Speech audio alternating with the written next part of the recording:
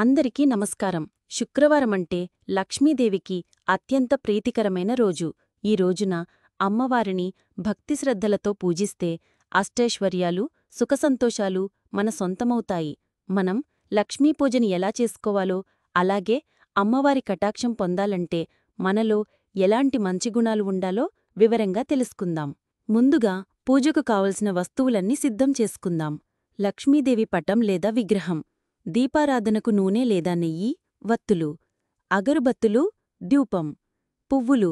ముఖ్యంగా తామర పువ్వులు లక్ష్మీదేవికి చాలా ఇష్టం. పసుపు, కుంకుమ, అక్షతలు, బియ్యానికి పసుపు కలిపినవి. నైవేద్యం: పాలు, పండ్లు, బెల్లం లేదా ఏదైనా తీపి పదార్థం.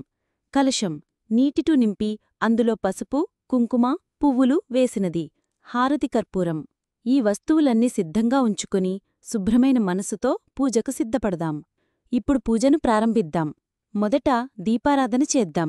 దీపాలను వెలిగించి ఆ వెలుగులో అమ్మవారి తేజస్సును దర్శించుకుందాం.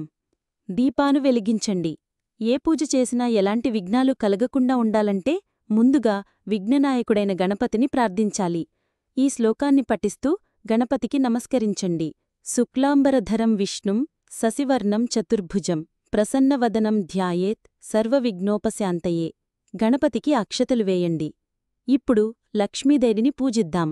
అమ్మవారికి అత్యంత ప్రీతికరమైన కొన్ని నామాలను పఠిస్తూ పువ్వులు సమర్పిద్దాం. ఓం శ్రీ మహాలక్ష్మ్యై నమః. అక్షతలు, పువ్వులు సమర్పించండి. ఓం శ్రీ కమలవాసిన్యై నమః. ఓం శ్రీ విష్ణుపత్న్యై నమః. ఓం శ్రీ క్షీరాబ్దితనయాయై నమః. ఓం శ్రీ పద్మావత్యై నమః. ఓం శ్రీ సర్వమంగళాయై నమః. ఓం శ్రీ ధనలక్ష్మ్యై నమః. ఓం శ్రీ ధాన్యలక్ష్మ్యై నమః. ఓం శ్రీ ధైర్యలక్ష్మ్యై నమః. ఓం శ్రీ విజయలక్ష్మ్యై నమః. ఓం శ్రీ గజలక్ష్మ్యై నమః. ఓం శ్రీ సంతానలక్ష్మ్యై నమః. ఓం శ్రీ ఆదిలక్ష్మ్యై నమః.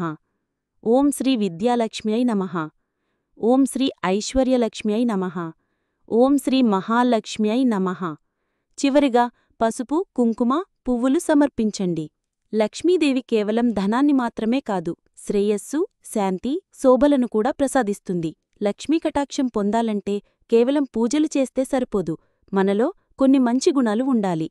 అవేంటో ఇప్పుడు తెలుసుకుందాం. స్వచ్ఛత, పరిశుభ్రత. లక్ష్మీదేవి పరిశుభ్రమైన వాతావరణాన్ని, పరిశుభ్రమైన వ్యక్తులను ఇష్టపడుతుంది. మీ ఇల్లు, శరీరం, మనసు ఎప్పుడూ శుభ్రంగా ఉంచుకోవాలి.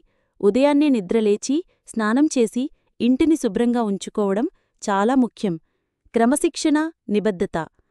పనులను సకాలంలో చేయడం, ప్రతిదానిలో క్రమబద్ధంగా ఉండటం లక్ష్మీదేవికి చాలా ప్రీతికరమైన గుణాలు. దాతృత్వం, పరోపకారం. మనకున్నదాంట్లో ఇతరులకు సహాయం చేయడం, దానధర్మాలు చేయడం వల్ల లక్ష్మీ కటాక్షం కలుగుతుంది.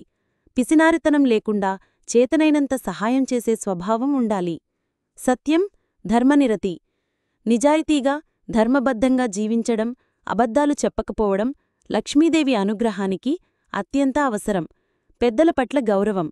తల్లిదండ్రులను, అత్తమామలను, పెద్దలను గౌరవించడం, వారి అవసరాలను తీర్చడం, వారికి సేవ చేయడం వల్ల లక్ష్మీ కటాక్షం లభిస్తుంది. మానసిక ప్రశాంతత. మీ మనసు ప్రశాంతంగా, సానుకూల దృక్పథంతో ఉండాలి. అనవసరమైన ఆందోళనలు, భయాలు లేకుండా చూసుకోవాలి. దుర్వ్యసనాలకు దూరం. మద్యపానం, జూదం వంటి దుర్వ్యసనాలకు దూరంగా ఉండాలి. ఇవి లక్ష్మీదేవికి ఇష్టంలేని అలవాట్లు. ఈ గుణాలను అలవర్చుకోవడం ద్వారా మీరు లక్ష్మీదేవి అనుగ్రహం పొందడమే కాకుండా మీ జీవితంలో శాంతి, ఆనందం, శ్రేయస్సులను కూడా పొందుతారు. ఇప్పుడు అమ్మవారికి ప్రేమతో సిద్ధం చేసుకున్న నైవేద్యాన్ని సమర్పిద్దాం. నైవేద్యం సమర్పించండి. చివరగా హారతి ఇచ్చే అమ్మవారికి మనస్ఫూర్తిగా ప్రణమిల్లుదాం. హారతి ఇవ్వండి. ఈ ప్రార్థనతో పూజను ముగిద్దాం. సర్వమంగళ మాంగళ్యే శివే సర్వార్థసాధికే శరణ్యే త్ర్యంబకే దేవి నారాయణీ నమోస్తుతే. అందరికీ లక్ష్మీదేవి కటాక్షం కలగాలని కోరుకుంటూ ఈ పూజను ముగిద్దాం. ఓం శాంతి, శాంతి, శాంతి.